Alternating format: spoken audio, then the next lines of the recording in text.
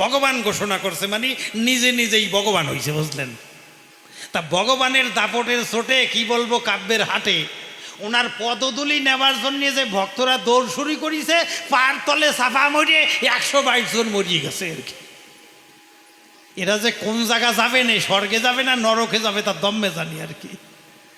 যে গোসাইয়ের চরণধুলি নেওয়ার জন্য এতগুলো পার তলে ভরিয়ে মরিয়ে গেছে, গোসাই সেগুলোরে বাঁচাতে পারলো না, সব মরিয়ে গেল আর কি। এই হচ্ছে আমাদের কলিকালের গুরু গোসাই। তারপরে আর এক গোসাইয়ের নাম আপনারা শুনছিলেন, রাম রহিম সিং। ওরে কপাল রে, ওই বেটার মাটির তলায় গর্ত করে 12,500 কোটি টাকা পাইছিল আর কি। শিষ্যকে রক্ত শোষণ করিয়ে, টাকা করি শোষণ করিয়ে, বস্তা ভরিয়ে মাটির তলায় ঢুকিয়ে রাখিছে আর কি। জয় রাধে। এই আপনারা খবরে দেখেছেন, আমি আধগড়াই করছি না রে গোসাই। তারপরে আর এক গোসাই আশারাম, ওরে কপাল রে, চুলদারি ফাঁকাই হইয়ে গেছে বাম। বেটা 80 বছর বয়সে নারী নির্যাতন কেসে জেলে ঢুকছে আর কি। না, আমি কিনছি তো একটু কলিযুগের গোসাইদের চরিত্র বর্ণনা করেছি, আপনারা রাগটাগ করিয়ে বসেন না বাবা। আমার গোসাই ওই দলের না, বুঝলেন? আমার গোসাই ভালো মানুষ আর কি। আজকে যে আনন্দ গোস্বামী আসবেন, ওনার চরিত্র ফুলের মতন পবিত্র, কোনো ত্রুটি নাই, বুঝলেন? তা আমি ওনার কাছে একটু তত্ত্ব জানতে চাচ্ছি, গোসাই এই দীক্ষা শিক্ষা লাগে কিসের কারণ, এতে কি হয়? আপনি আমার কথা নেবেন, 8-10 জন গোসাইয়ের কাছ দিয়ে মন্ত্র নেবেন, গোসাইরা যাইয়ে কানের মধ্যে কিলিং বিলিং হংকং কি যেন কি কইয়ে এইবারে দীক্ষা দেয়। আপনি ওই দীক্ষা মন্ত্র বসে জপ করবেন সারা দিন রাত্রি, কাজকর্ম করবেন না, পেট ভরবে না তো? এই মন্ত্র জপলে কি স্বর্গে যাওয়া যাবে? রোগ ব্যাধি সারবে? আমার তো তাই না তার প্রমাণ। তাই একটু কথা নিও, একটু এই শিক্ষা দীক্ষার তত্ত্ব একটু বর্ণনা করি, কইয়ে যাইও তোমার কাছে জানতে আকিঞ্চন। তবে মনে করি ধারণা প্রথম পর্ব কিনা বেশি প্রশ্ন দেব না। তবে এখানে তো মাতৃবিয়োগের অনুষ্ঠান, মাতৃতত্ত্বর প্রশ্ন করেছি দান, এর উপরে আর একটা মহাভারতের প্রশ্ন আছে। আমরা শুনতে পাই পঞ্চসতী, কুন্তী, দ্রৌপদী, অহল্যা, মন্দাদরী, তারা। এই পঞ্চসতীর নাম নিলে পরে পাপ তাপ যায় দূরে, তারা যায় স্বর্গপুরে, শাস্ত্রের বচন। তাহলে এই জগতে আমাদের জননী মা, সে হচ্ছে সতী, আর ওদিকে আছে পঞ্চসতী। এই সতী সেবায়, সতীর নামে কেমন করিয়ে পাপ তাপ যায়? আমি সারা জন্ম অপকর্ম, কুকর্ম, চুরি করিয়ে বেড়ালাম, কথা কুকথা কইয়ে বেড়ালাম, আকর্ম কুকর্ম করিয়ে বেড়ালাম, আর যদি ভোরবেটা উঠে প্রণাম করি আর কই কুন্তী দ্রৌপদী অহল্যা মন্দাদরী তারা, কুন্তী দ্রৌপদী অহল্যা মন্দাদরী তারা, পাপ চলিয়ে যাবে। এ হয় কি বলেন? না, আমি কিছু বলতেছি না, আমাকে গোসাইকে শাস্ত্রে কয়, বুঝলেন? পঞ্চসতীর নামে পাপ তাপ চলিয়ে যায় আর কি। তাই গোসাই তোমার কাছে নিবেদন, এ তো শুধু মায়ের চরণ ভজন না, পঞ্চসতীর নাম নিলেই পাপ তাপ চলিয়ে যাচ্ছে। আমার কাছে একটু কেমন জানি ঠেকতেছি আর কি। আমরা সদানন্দ, আমার মনে খালি আনন্দ। আমরা সংসারী মানুষ, কর্ম করি, চাষবাস করিয়ে খাই, অত ধর্মতত্ত্ব বোঝার কায়দা নাই। কি বলবো আপনাদিগের কাছে, এই একটু আগে আমার ফেসবুকে একটা ঘটনা দেখে মনে পড়িয়ে গেছে। পূর্ব বাংলায় একজন বড় গোসাই ওনার ফেসবুকে আলোচনা করতেছে যে এইসব মাছ পেঁয়াজ ডিম খাবা না, আর যেসব নাম কীর্তনের দল যারা ডিম খায়, মাছ খায়, পেঁয়াজ খায়, ওগো দিয়ে কোনো হরিনাম দেবা না। তা আমি ওই ফেসবুকের নিচে কমেন্ট করেছি, ও গোসাই কি বললে তুমি সবার পাশাপাশি? তাহলে হরিনামের চাইয়ে কি মাছ মাংস পেঁয়াজের দিয়ে শক্তি বেশি? মাছ পেঁয়াজ ডিম খাইয়ে যদি হরিনাম করলি তাতে কিছু ফল না হয়, তাহলে ওই পেঁয়াজ আর ডিমের জোর তো বেশি হয়, মানে নামের চাইতেও ডিমের শক্তি বেশি হয়ে যায় না, কি কয়? কায়দা আছে। এই আমি এবার লিখেছি, আমি কই দেখো আমরা তো সংসারী কর্ম করে খাই, এই সব মাছ ডিম খাইয়ে একটু গায়ে বল ভাই। তোমরা তো শিষ্যের বাড়ি যাও, ননি মাখম ঘি ছানা দধি দুগ্ধ খাও, খাইয়ে এই খালি ধর্মীয় বিধান দিয়ে বেড়াও। আমাকে তো অত ধর্মীয় বিধান দেওয়ার কায়দা নাই, আমরা কর্ম করিয়ে খাই, সংসারী মানুষ। আমরা একটু ডিম মাছ টাছ খাই, আপনারা খান তো নাকি? এতে আমাকে ধর্ম চলিয়ে যায়? আমাকে দিয়ে হরিনাম করলি তাতে অশুদ্ধ হয়? কি করেন বাবা? আপনারা তো হরিনাম কৃষ্ণ নাম করেন, তার নাম হয় না, গোবিন্দ শোনে না। এখন তো বুঝ দিছেন, কিন্তু গোসাইরা যা কয় তা তো মানিয়ে নেওয়া যায় না। কয় ডিম খাইলি মাছ খালি ওকে দিয়ে হরিনাম দেবা না, মরিয়ে যাই বাবের জ্বালায়। যাক, আজকে যেহেতু একটা ধর্মীয় অনুষ্ঠান, ঘটাবো না ব্যবধান। তবে আমি শিষ্য, আমার কথা অবশ্যই একটু ভিন্নমুখী হবে, বুঝলেন? আপনারা রাগ করবেন না, ভক্তগণ। আমি যেমন যাব কষাইয়া, গোসাই যাবে খসাইয়া, আপনারা শুনবেন বসিয়া। এখন আমি যদি তার দলে যোগ দেই, মনে করুন ধারণা, তাহলে তো তার ভালো কথা আসবে না। ওই জন্য গোসাইটা একটু খসাইয়ে যাচ্ছি আর কি, দেখি কি কয়। এমনিতে কবি সরকার দেখলি আমাকে রাস্তাঘাটে কিন্তু অনেকে খোসায়, কয় এগো জাকা দিলে যদি কিছু দুই চারটা শাস্ত্রের কথা মেলে। তা আজকের আমার গোসাই একজন বিখ্যাত কবি, এপার ওপার বাংলার শ্রেষ্ঠ কবি সম্রাট নিত্যানন্দ সরকার আজকে আসবেন সভা মাজার। তাই কিছু প্রশ্ন তারই ধার করলাম উত্থাপন, দেখি গোসাই সবাই এসে কি বলে যায় রসাভাসে। আপনারা জ্ঞানীবর্গ বসে বসে করবেন শ্রবণ। তবে আর বেশি কথা বলে কার্য নাই সভা তোলে, এইবার করি একখানি গানের আয়োজন। হরি বল।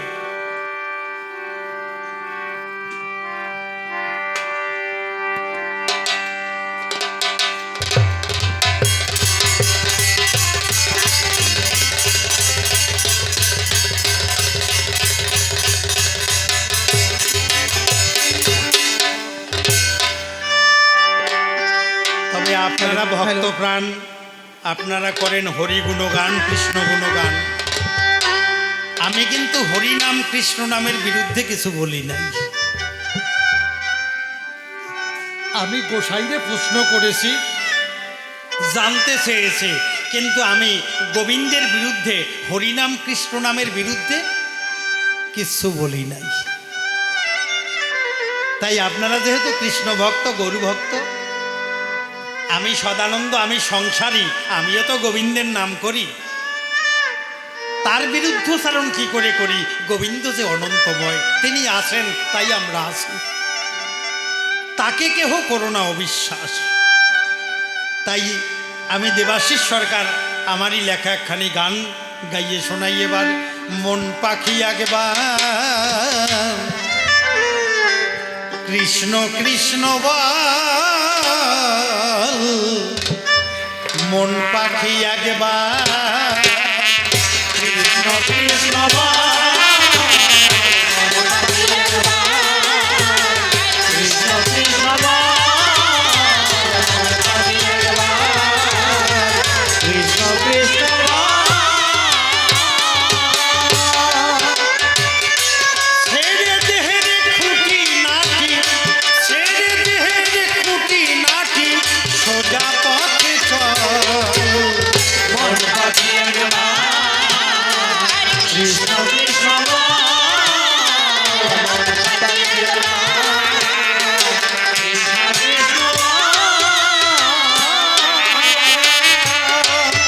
যত তন্ত্র মন্ত্র রীতিনীতি শাস্ত্র গ্রন্থ বেদাচার, রাধা প্রেমে বাধা হবি যিনি কৃষ্ণ মূলাধার।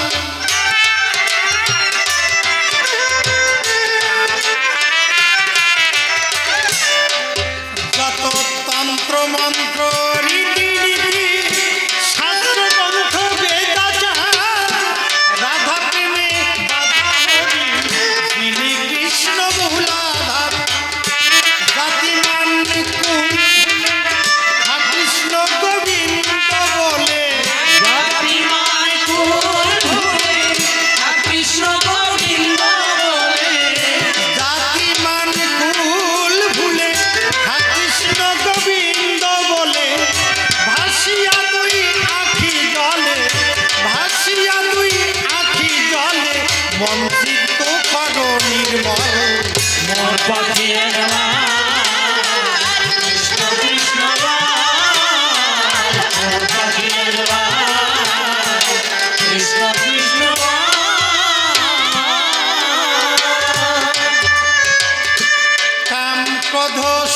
সররিপু দেহ মাঝে নীল ঠাই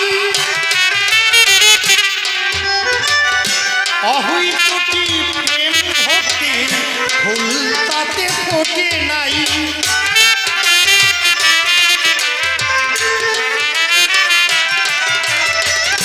কামক্রোধ সররিপু দেহ মাঝে নীল ঠাই অহৈত কি প্রেম ভক্তির ফুল তাতে ফোটে নাই মায়া মোহে অজ্ঞান অন্ধ জ্ঞানের আঁখি হলো বন্ধ মায়া মোহে অজ্ঞান প্রাণের আঁখি হলো বন্ধ। মায়া মোহে অজ্ঞান অন্ধ জ্ঞানের আঁখি হলো বন্ধ কৃপা করে হে গোবিন্দ কৃপা করে হে গোবিন্দ রাখো শ্রী চরণ তল মন পাখি একবার কৃষ্ণ কৃষ্ণ বল। মন পাখি একবার কৃষ্ণ কৃষ্ণ বল। দিন দেবাশিস পাই আমার মতো কেউ নাই ভাবে অভাজন আমার রঙ্গ রসে জন্ম গেল করলাম না হরির ভজন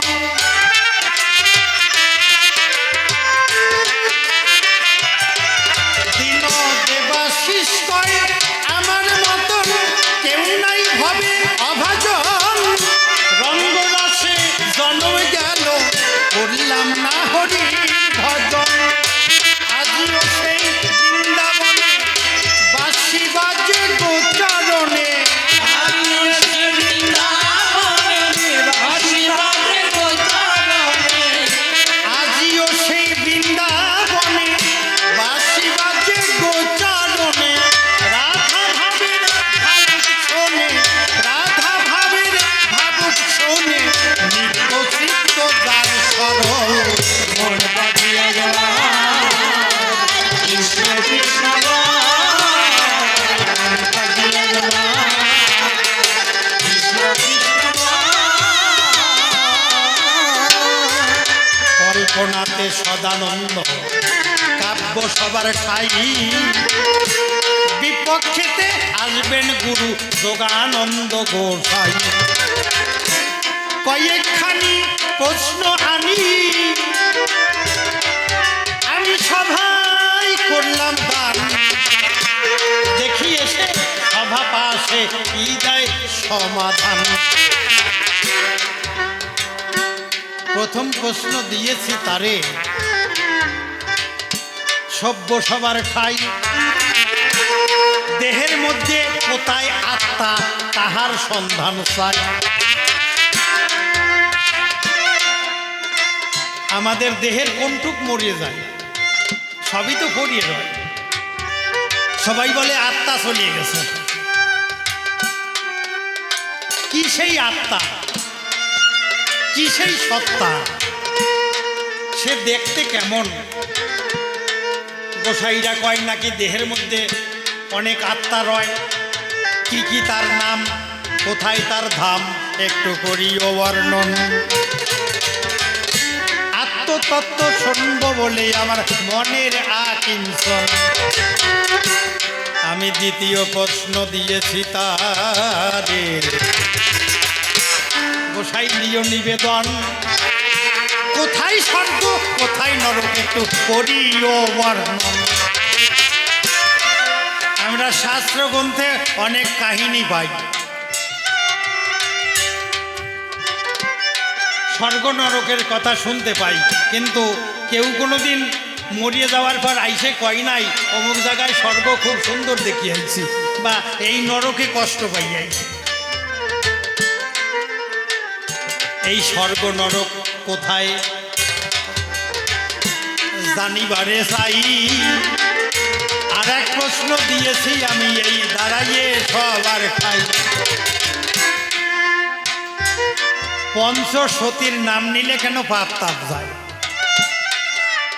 কুন্তী দ্রৌপদী অহল্যা মন্দাদরী তারা এদের চরিত্র জানেন আপনারা কুন্তী মহাভারতে 10 জনের হাতের খুন্তি হয়, তার যে কয়জন স্বামী তাহা বোঝা বাড়ি দেয়।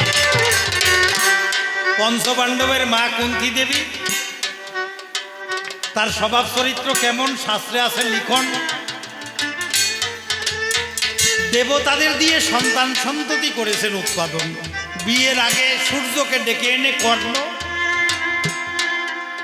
তারপরে এক এক করে পবন, ইন্দ্র, অশ্বিনী কুমার দ্বয় এদের ডেকে এনে পাণ্ডবদের সৃষ্টি হয়। এমন চরিত্রের রমণী কেন সতী হইয়াছিল। আবার দ্রৌপদীর চরিত্র একটুখানি আমার সবাই বলা ভালো। দ্রৌপদীরও একই দশা, পঞ্চস্বামী হয়, 5 স্বামী আর একই স্ত্রীতে সংসারও চালায়। আপনাকে এইরকম কোনো ঘটনা কারণ নাই, তাই না? দ্রৌপদীর কিন্তু 5 জন স্বামী ছিল, ভীম, অর্জুন, নকুল, যুধিষ্ঠির, সহদেব। এই রমণীর নাম নিলে নাকি ভাব তাপ ভাবে। আমি শিষ্য, আমি ভালো বুঝি না বাবা, একটু গোসাইর কাছে শুনতে চাচ্ছি। কুন্তী গেল, দ্রৌপদী গেল। অহল্যার কথা জানেন সর্বজন। স্বামীর অভিশাপে পাথর মূর্তি করেছিল ধারণ। অভিশাপ খাইয়ে পাথর হয়ে গেছিল, তাই না অহল্যা? তা খালি খালি কি অভিশাপ দিছিল? নিশ্চয়ই একটু দোষ ত্রুটি ছিল, বুঝতে পারছে না। গেল অহল্যা, মন্দাদরী, তারা আর মন্দাদরী একই দেহের 2 নারী। রাবণের ঘরেরই ঘরণী মন্দাদরী ছিল, যদিও মন্দাদরীর একটু সদ্ভাব না চিন্তা ছিল। তাও এদের জন্মতত্ত্ব অনেক বৃত্তান্ত শাস্ত্রে যাহা পাই। এরা মা বাবার ঔরসেই, তারা মন্দাদরী আসে নাই। এদের চরিত্র একটু মোটামুটি মানা যায়, বুঝলেন আর কি। সে রামায়ণের কাহিনী অনেক রয়, ও কথা বলতে গেলে কিন্তু যাবে অনেক চলে সময়। তা আমার প্রশ্ন, আপনারা শুনেছেন এই সতী তত্ত্ব, এর মাহাত্ম্য দেখি কি বা কয়ে। আবার মাতা পিতার সেবা করে বলো কি বা ধর্ম হয়। পিতা স্বর্গ, পিতা ধর্মের প্রশ্ন করিয়েছি সবার ঠাই। দেখি মাতা পিতার সাধন ভজন তত্ত্ব কি বা পাই। এই মা বাবার সঙ্গে সন্তানের কেমন সম্পর্ক হওয়া উচিত? বর্তমানে কলিকালে যাহা কিছু মেলে তার মধ্যে অনেক অধর্ম, কুধর্ম, সর্বনাশী পথ হয়। এই জন্য সঠিক তত্ত্ব গোসাই তোমার কাছে জানিবারে চাই। বেশ কয়েকখানি প্রশ্ন আনি সবাই করেছি দান। দেখি গুরুদেব এসে সবাই কি দেয় সমাধান। তবে করি ভাবনা, আর বেশি কব না, দেখি কি বা সে বলে। কোন সে ভাবের ভাবতত্ত্ব সে উঠাইয়া তোলে। তবে 5 সতীর মধ্যে যদি বেহুলা থাকতো, মালাবতী থাকতো, সাবিত্রী, অনুসূয়া থাকতো, তাহলে আমার একটু মন ভরতো বাবা। বেহুলার চরিত্রে কোনো কলঙ্ক নাই। মালাবতী জরাজীর্ণগ্রস্ত স্বামীর সেবা করেছে। একটা জুড়িতে করে কুষ্ঠগ্রস্ত স্বামীরে গঙ্গায় স্নান করাতে নিত। মুনি করতেছে ধ্যান, যখন ওই মালাবতীর সঙ্গে ধাক্কা খান, মুলি হয়ে মনস্থ করে সভ্যস্ত আসে, অভিশাপ করলেন দান। আমার ধ্যান ভেঙে দিলি, আগামীকাল সূর্য ওঠার আগেই তোর স্বামীর মৃত্যু হবে। মালাবতী দৌড়ে যাইয়ে মুনির চরণ ধরে কয়, মুনি ঠাকুর আমার স্বামী রুগ্ন জরাগ্রস্ত, গঙ্গায় স্নান করাতে নিয়ে যাচ্ছি। বাবা, আমরা ইচ্ছা করে তোমার ধ্যান ভাঙিয়ে নাই। বাবা, এর কি ক্ষমা নাই? মণি ঠাকুর বললেন, না, অভিশাপ বুক দিয়ে যখন বেরোইয়ে গেছে এ ফেরানোর কায়দা নাই। ছোট সতীও তখন অভিশাপ দিল। মণি ঠাকুর, কায় মনোবাক্যে আমি যদি সতী হই, আমার মনের কথা কই, আমি অভিশাপ দিলাম তোমারই সাক্ষাৎ, এ রজনী আর হবে না প্রভাত। রাত পোয়ানোর পরে তো স্বামী মরবে, এ রাতই আর পোয়াবে না, শেষ হবে না। সতীর অভিশাপ লেগে গেল, রাত্রির আর ভোর হয় না। দেবতারা কয় বেকাল বাঁধিছে তো, রাত ভোর হয় না কেন? সবাই ধ্যানস্থ হইয়ে দেখে সর্বনাশ করেছে, সতী অভিশাপ দিছে যে রজনী আর প্রভাত হবে না। প্রভাত হলে স্বামী মারা যাবে, তাহলে রজনী আর প্রভাতও হবে না, স্বামীও আর মরবে না। দেবতারা এসে করে নিবেদন, মা তোমার এই অভিশাপ ফিরাইয়ে নাও, নয় সৃষ্টি ধ্বংস হবে। খালি যদি রাত থাকে, দিন না হয়, জগৎ চলে।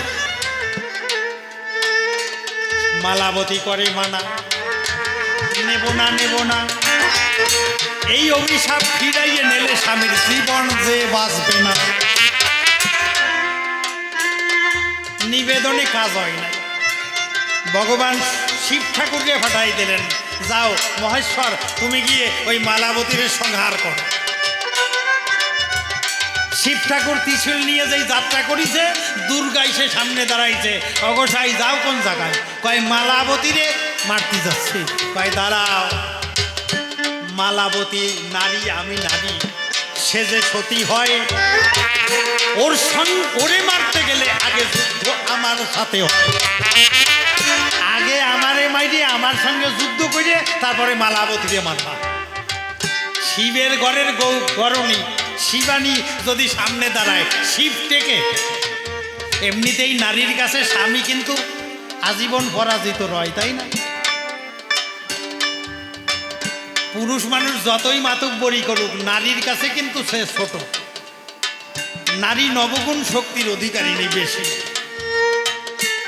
শিব ঠাকুর যতই মাতব্বরি হোক, ত্রিপুরারি সংহার কর্তা, আমি জানাই সেই বার্তা। মা কালীর পায়ের তলে বসে কুতকুত হইয়ে তাকাচ্ছে আর কি, ওই জায়গা মাতব্বরি খাটে না। জানেন যত জ্ঞানবন্ত,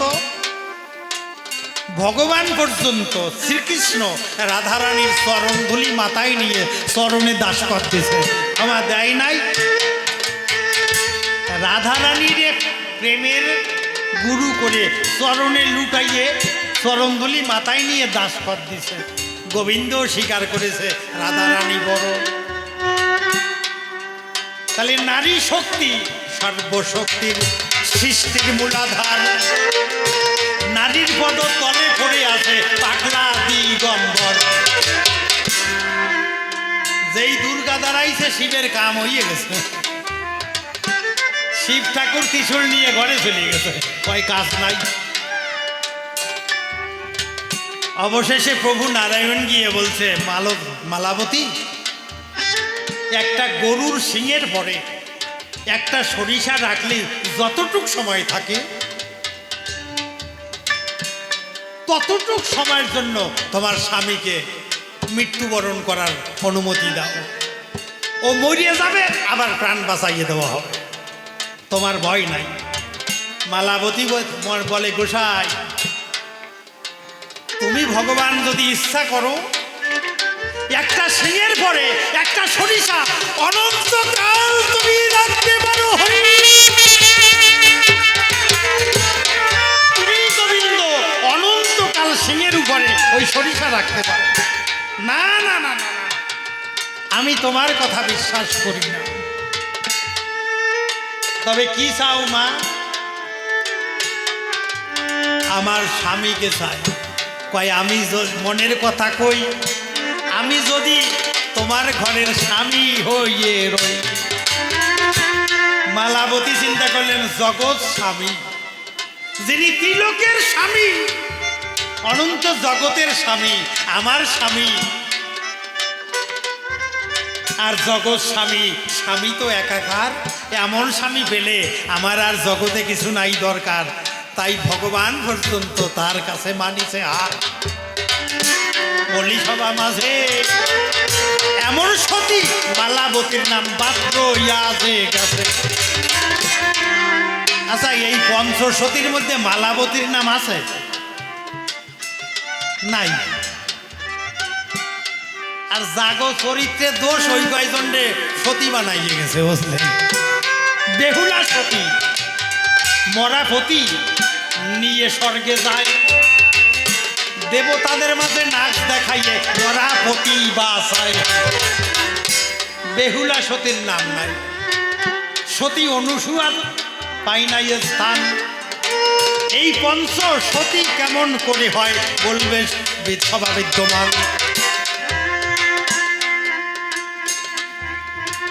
আর প্রশ্ন করেছি কি এই দীক্ষা শিক্ষায় কি হয়? বাবা, এখন অনেক জায়গায়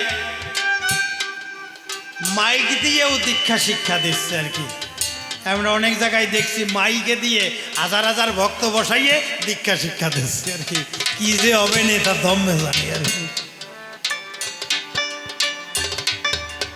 এত দীক্ষা শিক্ষায়, এত গুরু গোসাই, সমাজের কল্যাণ হচ্ছে না। আজকে ভাইয়ে ভাইয়ে মারামারি, লাঠালাঠি, কাটাকাটি, ফাটাফাটি, সমাজে অশান্তি, বিশৃঙ্খলা, খুন, ধর্ষণ, নারী নির্যাতন, অধর্ম, কুধর্ম, বিপদগামী। এত গুরু গোসাই, এত ধর্ম, এত শাস্ত্র গ্রন্থ, তথাপি কেন কল্যাণ নাই?